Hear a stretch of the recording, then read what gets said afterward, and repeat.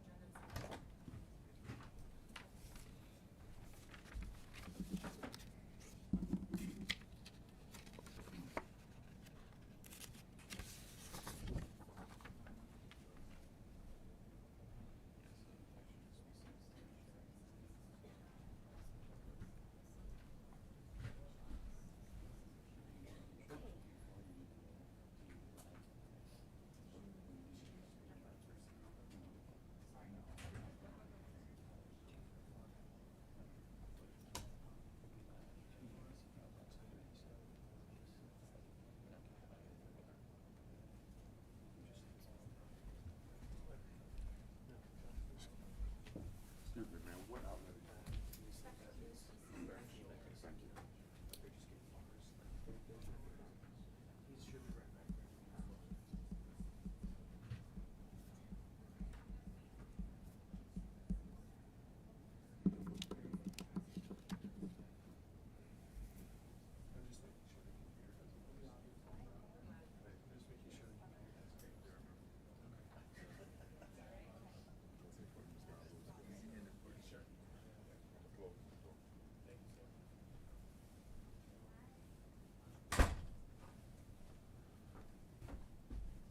Well, good morning, everybody, and thank you for joining us today for FEMA and Partners Press Conference on Hurricane Ian updates. My name is Michael Hart. I'm the FEMA Media Branch Chief. Thank you all for being here today. Just a few notes and ground rules before we get started.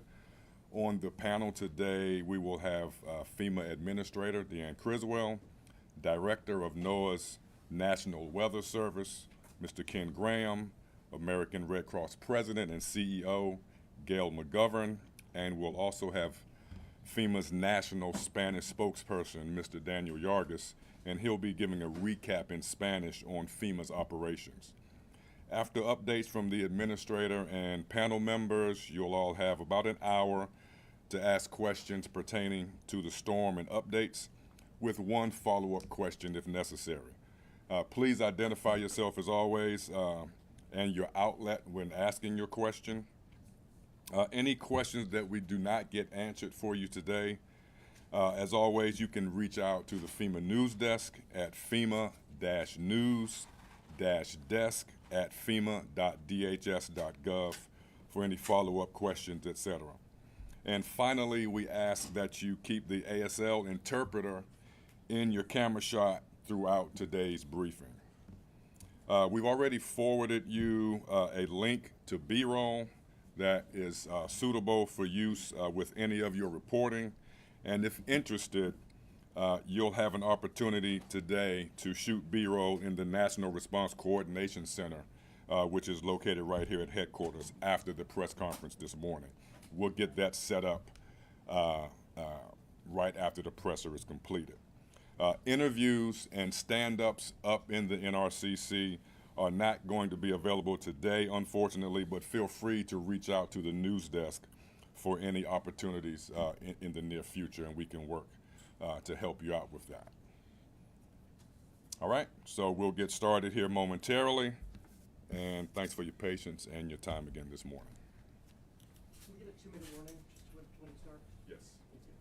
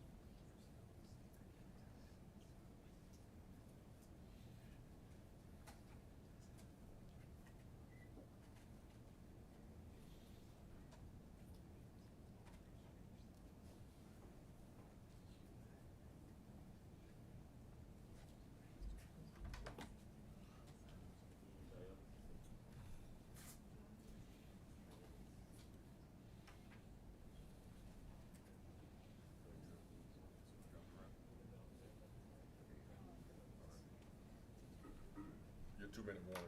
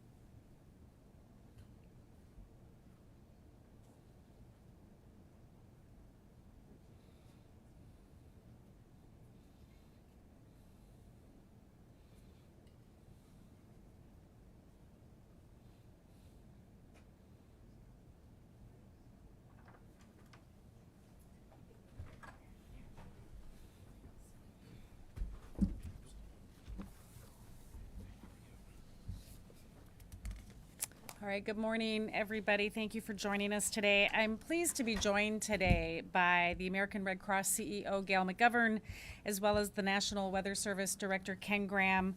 They're going to be sharing some of their preparation and response activities and efforts that are underway right now to support Floridians as they are already experiencing the impacts from Hurricane Ian. And so I'm going to begin by providing a little bit of an update on FEMA's mission and some of the preparedness actions that individuals can take right now. So first, Hurricane Ian is and will continue to be a very dangerous and life-threatening storm. And this is going to be for the days ahead. Floridians up and down the coast are already feeling the storm's painful impacts, and we have yet to experience landfall. However, I spoke with my leadership team this morning, and I can confidently say that we have the right teams and we have the right resources in place and ready to meet the changes or the needs of those that we are charged to serve. But as with any storm, the most important work starts at home. That means we need everyone to heed the warnings of their local officials before, during, and after this storm. These are life-saving messages that simply cannot be ignored. And when it comes to hurricanes, water is dangerous, period. From coastal storm surge to inland flooding, the majority of the state of Florida is in Ian's crosshairs. Therefore, I would like to just share a few key safety messages that will help keep you and your family safe. First, never drive through standing or moving water, as it takes only a few inches of water to carry away a vehicle. Second, if you are taking shelter in an area with rising water levels, quickly find higher ground. And third, never operate a generator in your home. Too many lives are lost each year due to carbon monoxide poisoning, and it's incredibly important that you only run generators outdoors. So now I'll give a brief operational update on the interagency personnel, commodities, and resources that we have deployed to support this response. As I said yesterday, search and rescue remains a top priority. Our search and rescue coordination teams remain staged in Miami to include teams from our FEMA Urban Search and Rescue Program, the Coast Guard, CBP, the Department of Defense, the Department of the Interior, and the state of Florida. These teams will coordinate search and rescue efforts by land, air, and sea. We have 128,000 gallons of fuel remained ready for rapid deployment.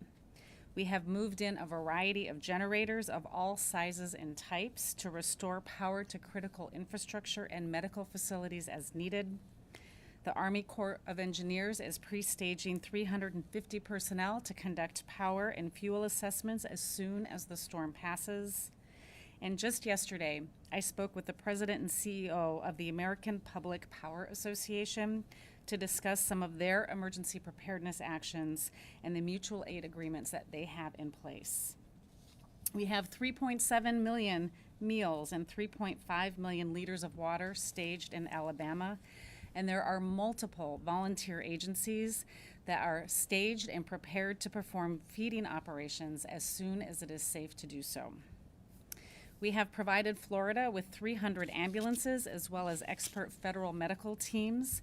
These are the same teams, the same brave first responders that we use to help communities during COVID-19.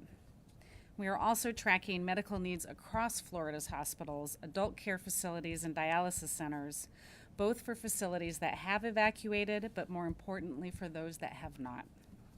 And finally, as I told the president yesterday, this level of interagency coordination will not stop as we prepare for the historic and the catastrophic impacts that we are already beginning to see. So now with every emergency response, we would not be successful in meeting our mission without our partners at the American Red Cross. The Red Cross has done an incredible amount of work in preparation for Hurricane Ian, and it is my pleasure to welcome the American Red Cross CEO, Gail McGovern. Thank you so much, Administrator Criswell, for inviting me to join you. And FEMA and the Weather Service are wonderful partners, and I want to thank you both. On behalf of the American Red Cross, our hearts are with everyone that's in the path of Hurricane Ian. Please listen to your local officials, evacuate if they tell you to do so. Grab your medication, your glasses, your important documents, prescription drugs, and the like. Check on your neighbors, and please don't wait out the storm if you're being told to evacuate. It's dangerous. We're working closely with our partners and local officials in the affected communities to make sure they have the help that they need. Since last week, the American Red Cross has been moving hundreds of trained volunteers from across the country and tens of thousands of relief supplies to Florida in preparation for Ian. Everyone's safety is our top concern. We have dedicated and very compassionate teams of experienced Red Cross leaders in Florida, Georgia, South Carolina, and North Carolina. They're in contact with state, local, and tribal officials, and we will be ready to support the evacuation centers. As of this morning, staged in Florida, we have nearly 500 Red Cross responders and shelter supplies for 60,000 people. Those Red Cross teams have been responding to the requests from local government to equip and open evacuation centers, and they're preparing now to deliver critical relief after the hurricane passes. After landfall, by the end of this weekend, over 2,500 Red Cross responders will be deployed to Florida and other affected states. We'll work with our government and nonprofit partners and provide shelter, food, emergency supplies, care, comfort, and hope to the tens of thousands of people in the path of the hurricane. Also, if people want to help their neighbors, we can always use local volunteers. Just go to our website, redcross.org, and there are a lot of ways to find where there are safe shelters. Anyone who needs a safe place can go to find information for open Red Cross shelters at our website, redcross.org, or you can use our free Red Cross emergency app, and you can call 1-800-RED-CROSS. Just make sure you're following the instructions of the officials. And you can also find shelters at floridadisaster.org. And finally, to everyone in the path of the storm, please, please, please follow the evacuation instructions from your elected officials and your local officials. We know that for many of you, recovery from Hurricane Ian will likely be a very long road, and your American Red Cross will be there.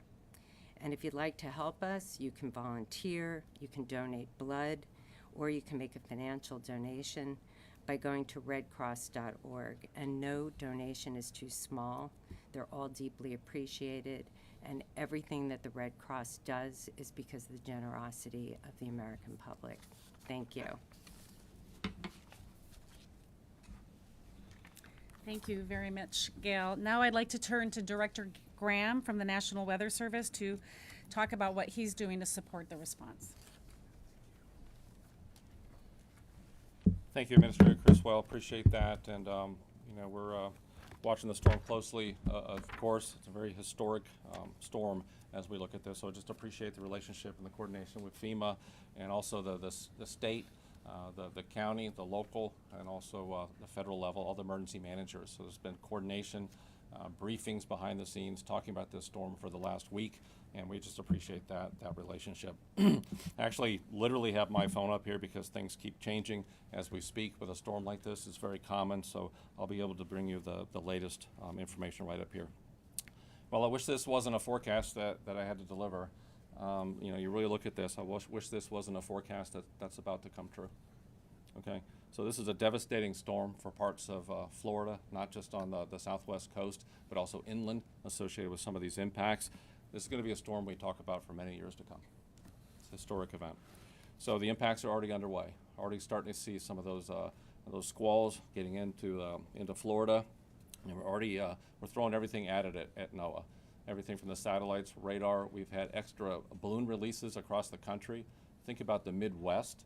Think about the Northwest United States, the Weather Service Forecast Office launching extra balloons so we get that data into the models to try to get everything we can into the models to make these forecasts.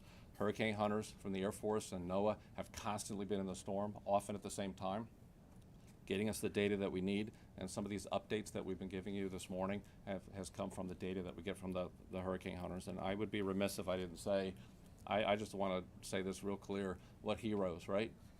They go in towards the storm so we can get everybody away from the storm. So just real heroes flying into there, both the NOAA hurricane hunters and the Air Force hurricane hunters. Just absolutely amazing work from these heroes. Winds are 155 miles an hour. Category 4 storm. The radii, hurricane force winds go out 35 miles from the center. It's so important not to just focus on that center line, right? It's big. 35 miles away from the center, you have those hurricane force winds. Think about this, 150 miles away from the center, you have tropical storm force winds. So it's not just right there in the center, right? It's a bigger impact from all of this. And the storm is slowing down as forecast. And that's going to compound the issues associated with storm surge and compound the issues associated with the rainfall. So real important, you heard the advice already here, have those plans in place. If you're in Southwest Florida, you know, the time is to be safe and be where you are, and other places, you know, the central part of the state and the Northwest, this isn't just the West Coast, even the East Coast of Florida is going to see some storm surge and some winds as this takes the time to move across the state. Slow. So it's going to take 24 hours or so once it makes landfall to make it to the other side of the state across the peninsula. So it's 24 hours of rainfall, 24 hours of winds pushing the water. That's 24 hours that you'll see some impacts associated with this. We already heard it, Administrator Criswell, we've talked about this for years, and it's true. Water, we have to talk about the water. 90% of your fatalities in these tropical systems comes from the water. It's a storm surge, it's the rain, not just on the coast, but also inland. So we have to talk about it. Life-threatening, devastating storm surge forecast, okay? This is the brand new information over the last hour or so. Think about some of these values. Middle longboat to Inglewood, 6 to 10 feet. Inglewood to Bonita Beach, 12 to 18 feet storm surge. That's above ground. That's up your pant leg. That's a lot of water. It's a dangerous, life-threatening amount of storm surge, okay? Bonita Beach to Chokoloskee, 8 to 12 foot of storm surge. So these communities along the coast, it's an incredibly dangerous situation. Rainfall, not just along the coast, but inland. Think about these values that we're forecasting. Widespread 10 to 15 inches, 15 to 20 inches. Some places going to get 2 feet of rain. It's moving that slow. And that rain has a tough time draining because the storm surge has it blocked. So the water, people really need to listen to the warnings, have multiple ways to get information and warnings, as the water is going to be incredibly dangerous. The wind as well. And we talk about the leading cause of fatalities being water, but when you have a Category 4 storm like this around that eye wall, devastating amount of damage right around that eye wall. So structural damage, power lines, trees, and some serious damage right around that eye wall. And tornadoes. If there wasn't enough threats, we still have tornadoes. 90% of your tornadoes are on that right front quadrant. So as we follow this storm in, the right front quadrant's where you get 90% of the tornadoes. So everybody really urging you to stand by for some of those warnings as they get issued. So that's it. There's an incredible amount of information. It's coming. And the one last thing I want to mention, even getting through the storm, it's dangerous afterwards. It's no fun after these storms, okay? There's debris. There's, you think about trees, power lines, and please be careful with the generators. We've seen over the last couple of years in some of these big hurricanes, including Hurricane Laura that hit Louisiana, that there were more fatalities afterwards associated with generators than there was from a similar storm surge of 16 to 18 feet. So I'm just urging everyone, please follow those instructions and really be careful after the fact. So anyway, that's all I have. Administrator Criswell, I just appreciate the partnership. We're all in this together. We're all trying to make the country weather and climate ready, and together we're able to do it. So thank you very much. Thank you, Mr. Graham. Deputy Jarvis with the Thank you. update recap. Thank you. Hola, muy buenos días. Soy Daniel Yarguez, portavoz nacional de FEMA. Voy a hacer una actualización de lo que dijo la administradora Criswell. El huracán continúa siendo una amenaza peligrosa para la vida en los próximos días. los residentes del estado de Florida en las partes de la costa ya empezaron a sentir estos embates del huracán Ian y todavía no toca tierra. Entonces, queremos que tengan mucha precaución. La administradora platicó con su equipo, con el equipo de FEMA esta mañana, y estamos listos y confiados de que tenemos a los equipos correctos en los lugares correctos para responder a esta tormenta. Y también para satisfacer las necesidades de las personas a las que servimos. Les pedimos a todos que acaten las advertencias de las autoridades locales antes, durante y después de la tormenta. Estas son advertencias que amenazan la vida y no pueden ser ignoradas de ninguna forma. Cuando se trata de olas de agua, lo escuchamos de la administradora, es algo bien, pero bien peligroso. Tienen que tener mucha precaución. Estamos hablando de marejada ciclónica, también de inundaciones que no tan solo van a estar en la costa, pero también tierra adentro, y eso va a afectar a comunidades que están tierra adentro en el estado de Florida. La administradora Criswell también mencionó que queremos compartir consejos útiles con ustedes. Nunca maneje en aguas inundadas. También si está en un refugio y empieza a inundarse, por favor vaya a un lugar más alto de ese refugio.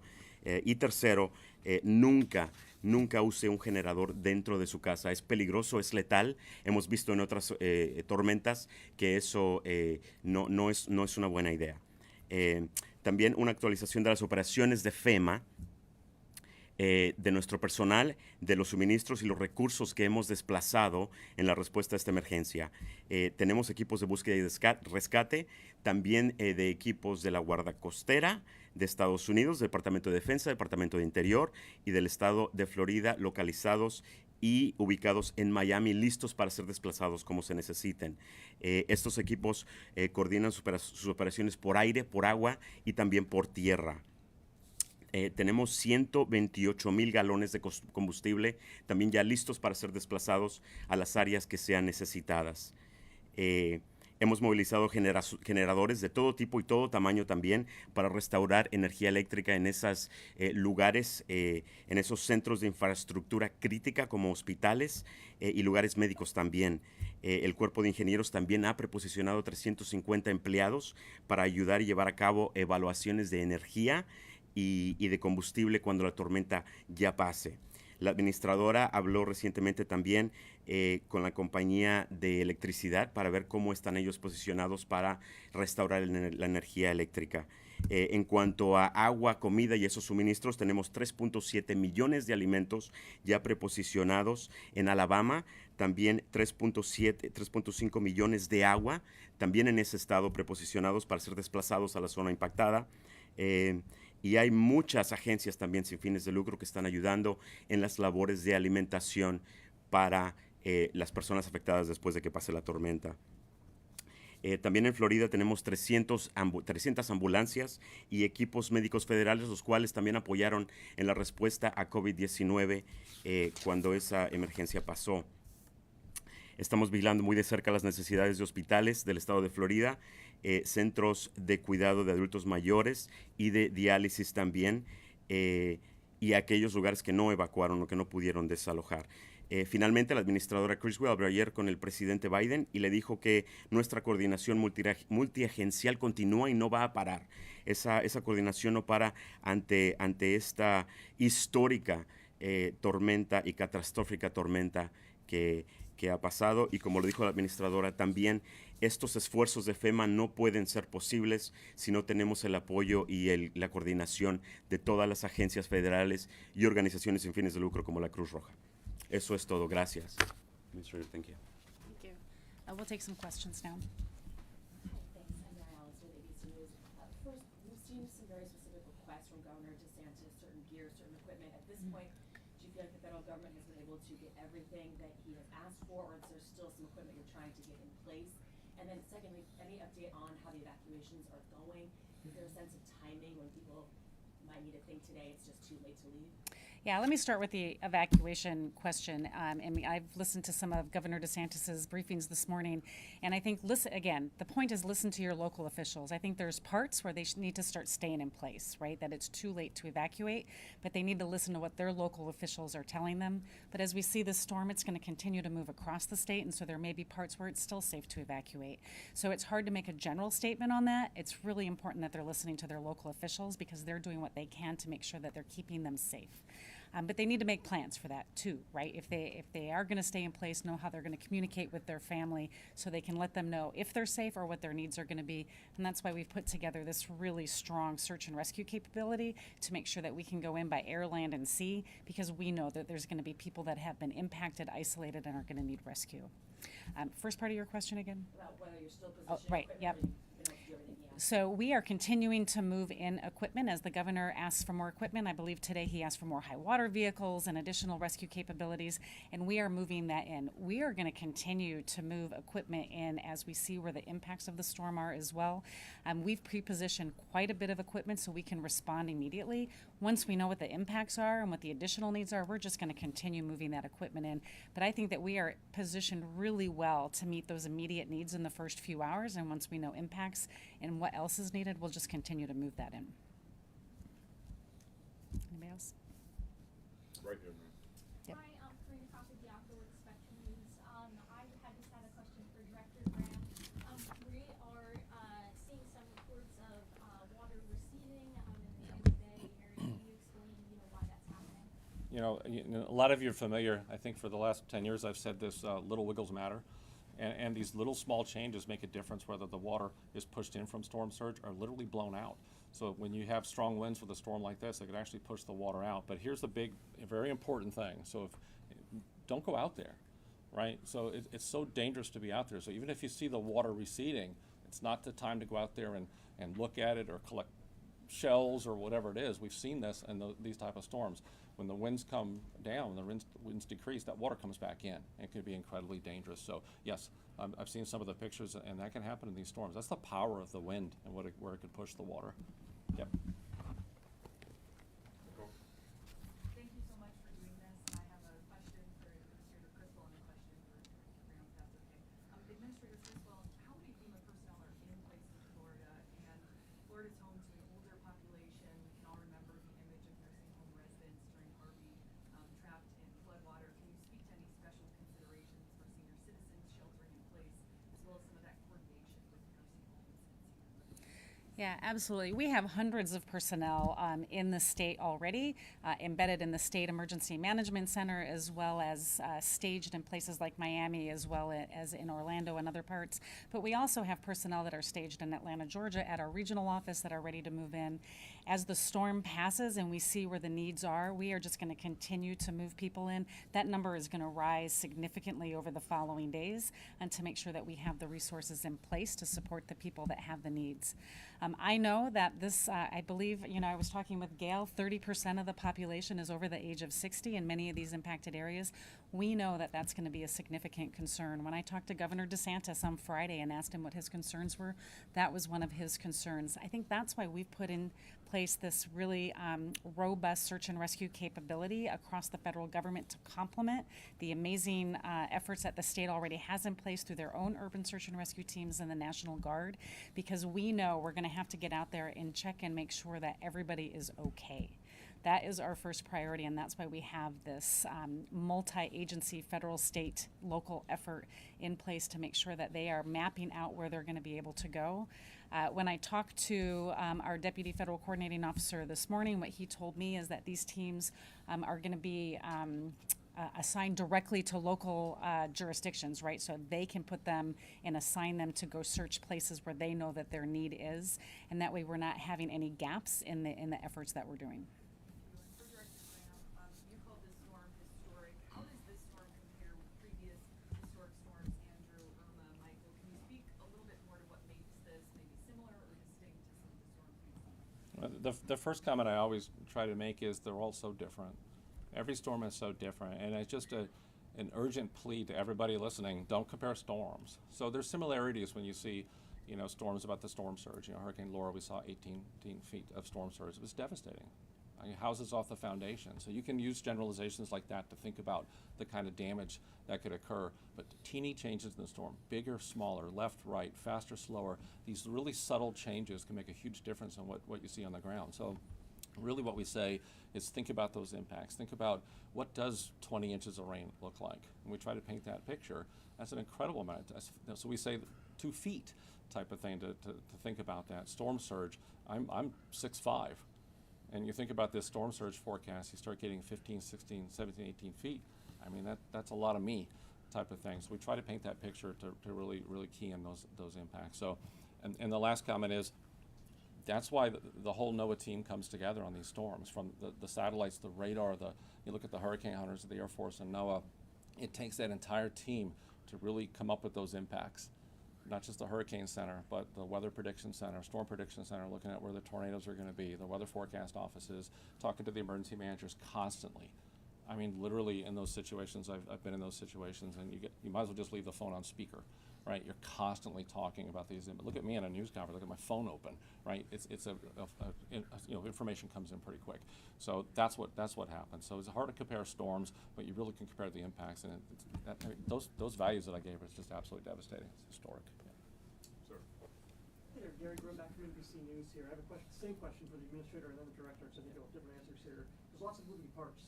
What is your biggest concern right now? What is keeping you up at night this week? It's the water, right? I mean, we are talking about significant amount of storm surge and a significant amount of rainfall. I think one of the reports I even heard earlier today, in some parts of the state, up to 5 inches per hour of rainfall. You know, when you combine those two together, as you heard Director Graham say, it's going to flood. The storm surge is going to back up the rainfall, and it's going to create incredibly life-threatening, dangerous situations. So for those people who didn't evacuate and are now being asked to stay in place, they need to make sure that they're getting to high ground, right? And that they are putting themselves and their families in a position that is going to keep them safe. For those that are still being asked to evacuate, take them seriously. Evacuate and get out of harm's way.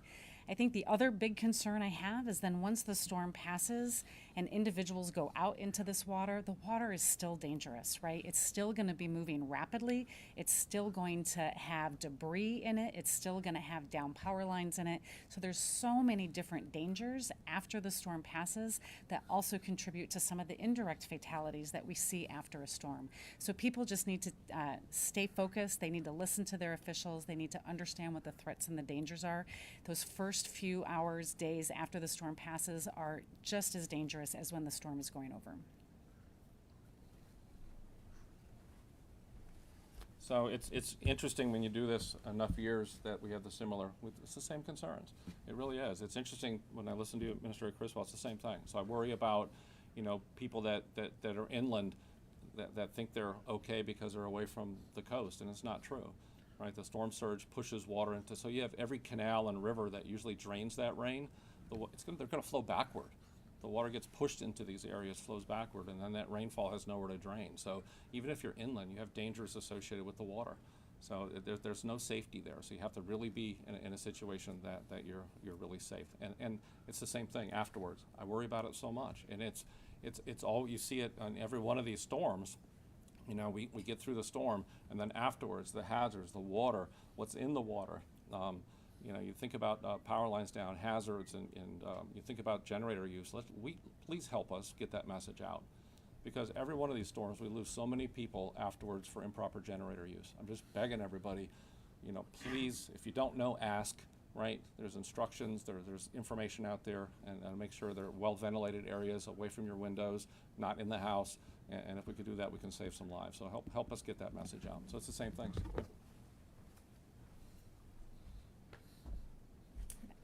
Hi, Carla Mesola with Telemundo Network. This question is for Mr. Daniel Jarques, if you can answer it in Spanish. Sure.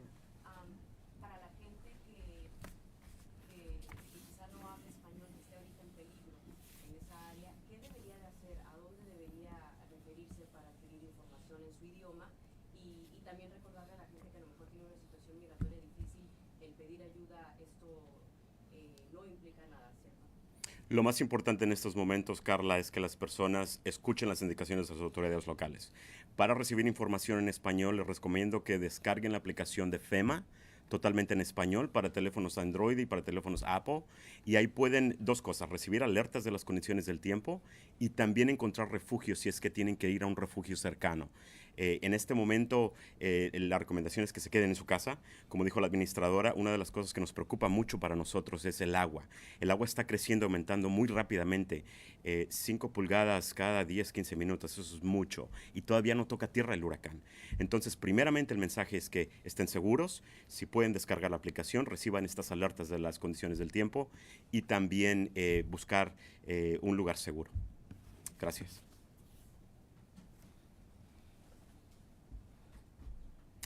All right, last call for questions. As a follow-up, just about sort of the map and path looking ahead a few days out, right now, where in South Carolina, Georgia, are you most worried? Is there a chance that this really weakens by then or gather strength? Like, what are you looking ahead to? Yeah, I'll let Ken talk about that, but let me first say I did speak with the governors of Georgia and South Carolina a few days ago about their concerns. That was before we knew where the path of the storm was definitely going to go. I think the predictions are that they are going to experience some storm surge and some rain. Our Region 4 office, which is located in Atlanta, Georgia, they have been fully engaged with the staff in both Georgia and South Carolina. We've sent liaison officers there to integrate with them. And as they decide what their potential needs might be, we'll continue to move resources in that area as well. Ken, I don't know if you have anything else. Yeah, you can see with the track on the board up here, so it's not just the west coast of Florida, it's also the east coast. So the wind field's so large, you'll actually get storm surge in portions of northeast Florida. So Jacksonville area, there's going to be water some pushed up into those areas. So even they need to really pay attention to this. And it goes over water for a little bit, but we don't expect some rapid intensification there, staying a tropical storm. But here's the thing, development or not, it's still a lot of moisture. So you'll see some storm surge values in Georgia into South Carolina, but the rain's got to go somewhere. And these are states that have some terrain, so you could see some flash flooding. So just anybody in these areas, just pay attention to that information. Have the latest forecast, because there could be some flash flooding up in those areas over the next few days. All right, if there's no more questions, I would just like to say thank you to everybody for joining us here today, and thank you for helping us get the message out to people so they know what the threats are. We can make sure that we're doing everything we can to keep people safe. Thank you. Thank you. Thank you all.